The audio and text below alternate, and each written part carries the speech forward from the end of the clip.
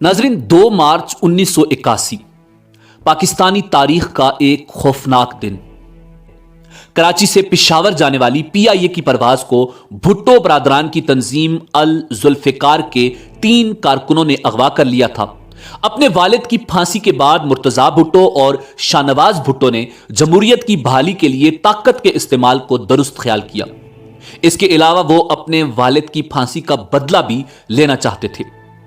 2:15 पर Pakistan international airlines की flight PK 326 Karachi से पिशावर के लिए रवाना होती है। जहाज के अमले के 5 अफराद समेत 48 मुल्की और गैर मुल्की मुसाफिर सवार हैं। मियांवाली के ऊपर परवाज के दौरान 3 नौजवान हाथों में ग्रेनेड और AK-47 लेकर उठते हैं और पायलट को जहाज का रुख मोड़ने पर मजबूर कर देते हैं। शाम 5 बजे जहाज काबुल के हवाई अड्डे पर उतार लिया जाता है। नाजरीन, इस पाकिस्तानी तैयारे की हाईजैकिंग की खबर अगले दिन आलमी मीडिया की शहसुर्खियों से नुमायां थी। अगवाकारों की शनाख्त अल जुल्फिकार और पीपल्स स्टूडेंट्स फेडरेशन से वाबस्ता 3 नौजवानों के तौर पर कराई गई। सलामुल्लाह टीपू, नासिर जमाल और अरशद शिराजी। मुसाफिरों की रिहाई के बदले मुल्क की मुख्तलिफ जेलों में कैद पीपल्स पार्टी के 54 सियासी कैदियों की रिहाई का मुतालबा किया जाता है। आने वाले 3 दिनों तक हुकूमत पाकिस्तान के नुमाइंदों और हाईजैकर्स में बेसूद मुज़ाकरात होते रहे। तैयारे के मुसाफिरों में कैप्टन तारिक रहीम भी शामिल थे।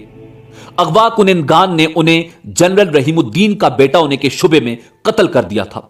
उसके बाद किसी मुमकिना एक्शन के खदशे के पेश नजर 7 मार्च की सुबह जहाज ने मुसाफिरों समेत शाम के दारुल हुकूमत दमिश्क का रुख किया। नाज़रीन, जुल्फिकार अली भुट्टो की हुकूमत के खात्मे और फांसी के बाद एहतजाज और मुजाहिरों की पादाश में पीपल्स पार्टी के रहनुमाओं और कारकुनों की बड़ी तादाद मुख्तलिफ जेलों में कैद थी। उनमें पीपल्स पार्टी के सेक्रेटरी जनरल और साबिक वफाकी वजीर डॉक्टर गुलाम हुसैन, साबिक स्पीकर महराज खालिद, साबिक वजीर सैयद इकबाल हैदर, मियां महमूद अली कुसूरी और सलमान तासीर शामिल थे। दिलचस्प बात यह है कि फिल्म स्टार मोहम्मद अली और हबीब भी सियासी कैद काट रहे थे। उस हाईजैकिंग के बाद आलमी मीडिया में जुल्फिकार अली भुट्टो के बेटों मुर्तजा भुट्टो और शाहनवाज भुट्टो के नाम की गूंज फिर सुनाई देने लगी। जुल्फिकार अली भुट्टो के दोनों बेटों मुर्तजा भुट्टो और शाहनवाज भुट्टो ने मिलकर इस तंजीम अल जुल्फिकार की बुनियाद कायम की। इस तंजीम का असल मकसद जुल्फिकार अली भुट्टो की फांसी का बदला लेना था। तीनों हाईजैकर्स का ताल्लुक अल जुल्फिकार से था। नाजरीन, कराची से ताल्लुक रखने वाला शिद्दत पसंद शख्स सलामुल्लाह टीपू अल जुल्फिकार का एक अहम कारकुन था।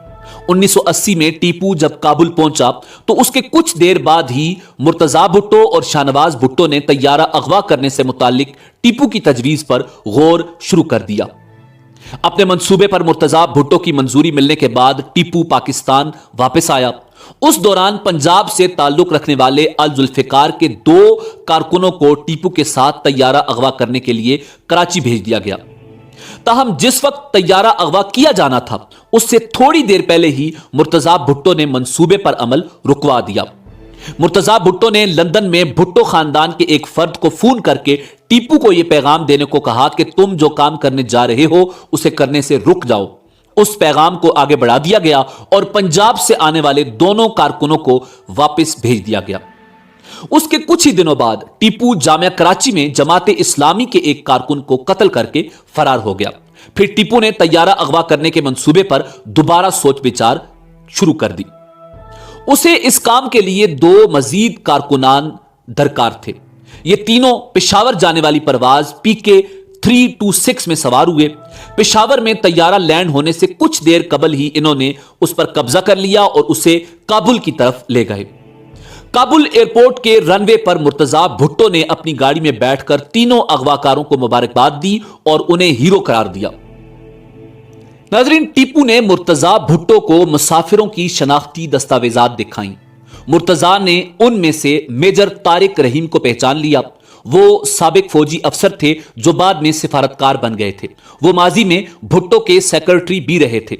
اپنے عہدے کی وجہ سے وہ وزیر اعظم کے بہت قریب رہے تھے اور مرتضی بھٹو کو بھی جانتے تھے، لیکن یہ بات بھی ان کے حق میں نہیں گئی۔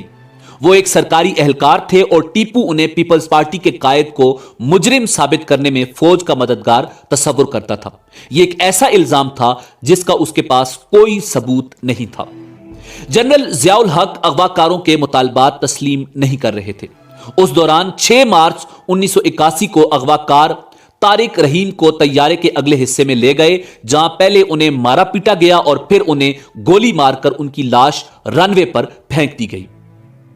1981 میں طیارہ اغوا ہونے کے بعد سے ہی اس کارروائی میں مرتضی بھٹو کے کردار پر بات ہو رہی ہے۔ مرتضی بھٹو کا بعد میں کہنا تھا کہ ان کی جانب سے طیارے کے اغوا کا حکم نہیں دیا گیا تھا، لیکن ایک بار جب طیارہ اغوا ہو گیا تو انہوں نے اس کی ذمہ داری قبول کی، کیونکہ اغواکار ان کی تنظیم کے رکن تھے۔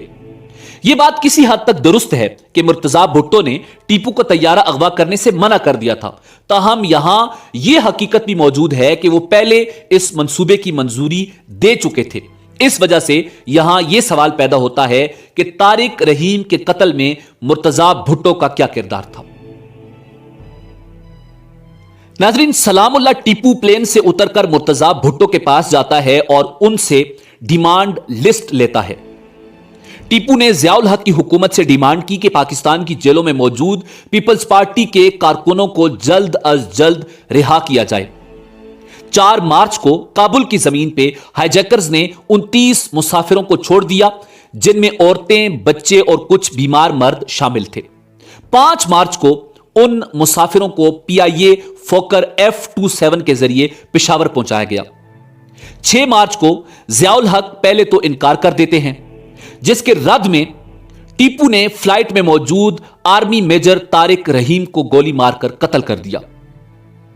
7 مارچ کو ہائی جیکرز نے مزید 2 بیمار پاکستانی مسافروں کو چھوڑ دیا۔ جہاز میں موجود 2 ایئر ہوسٹسز کو بھی ہائی جیکرز نے آفر دی کہ وہ جا سکتی ہیں، مگر ان دونوں نے جانے سے انکار کر دیا۔ 11 مارچ کو پاکستانی حکومت نے ہائی جیکرز کے رشتہ داروں کو پاکستان سے دمشق بھیجا تاکہ وہ بات چیت کر کے مسافروں کی جان بچا لیں، مگر ہائی جیکرز نے رشتہ داروں سے ملنے سے انکار کر دیا۔ 13 مارچ کو ہائی جیکرز نے اپنے مطالبے میں تبدیلی لائی اور 92 کے بجائے 54 سیاسی کارکنوں کی رہائی مانگی، اور یہ مطالبہ پورا نہ ہونے کی صورت میں فلائٹ میں موجود 6 امریکن مسافروں کو مار دینے کی دھمکی دی۔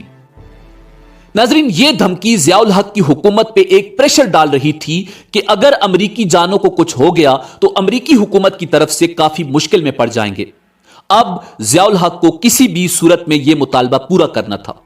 ڈیڈ لائن سے 20 منٹ پہلے 54 پیپلز پارٹی کے کارکنوں کو ایک طیارے میں بٹھا کر شام کی زمین دمشق تک بحفاظت پہنچا دیا گیا، اور اس کے بعد 15 مارچ کو ہائی جیکرز نے تمام مسافروں کو جہاز سمیت دمشق کی زمین پر چھوڑ دیا۔ ناظرین، اس اغوا کی کارروائی کے بعد ٹیپو کابل میں ہی رہ گیا، جہاں اس کے پرتشدد رویے پر بالآخر افغان حکام کے صبر کا پیمانہ لبریز ہوا اور اسے 1984 میں فائرنگ سکواڈ کے ذریعے ہلاک کر دیا گیا۔ باقی دونوں اغواکار لیبیا چلے گئے، جہاں ابتدائی طور پر کرنل قذافی نے ان کا خیال رکھا، تاہم 1988 میں جب بے نظیر بھٹو وزیر اعظم بنی اور انہوں نے لیبیا کا سرکاری دورہ کیا تو وہ اغواکار ایک مسئلہ بن گئے۔ وہ ماضی میں بھٹو خاندان اور فوج کے اختلافات کی یادگار تھے۔ انہیں نظروں سے اوجھل رکھنے کے لیے بے نظیر کی آمد سے قبل ہی جیل میں ڈال دیا گیا۔ وہ 6 سال تک جیل میں رہے۔ بعد میں ان میں سے ایک اغواکار کو لیبیا کے ایک ذمہ دار انٹیلیجنس آفیسر نے بتایا کہ انہیں بے نظیر کے کہنے پر جیل میں ڈالا گیا تھا۔ بے نظیر کے حامی اس دعوے کو رد کرتے ہیں۔ ناظرین، بالآخر لیبیا کے ایک جج نے ان اغواکاروں کی رہائی کا حکم دیا۔ بعد میں 2011 میں قذافی کو قتل کر دیا گیا تو وہ دونوں لیبیا سے فرار ہو گئے۔ انہوں نے ایک چھوٹی سی کشتی پر بحیرہ روم کو پار کرنے کا خطرناک سفر طے کیا۔ وہ دونوں اب یورپ میں الگ الگ جگہوں پر رہ رہے ہیں۔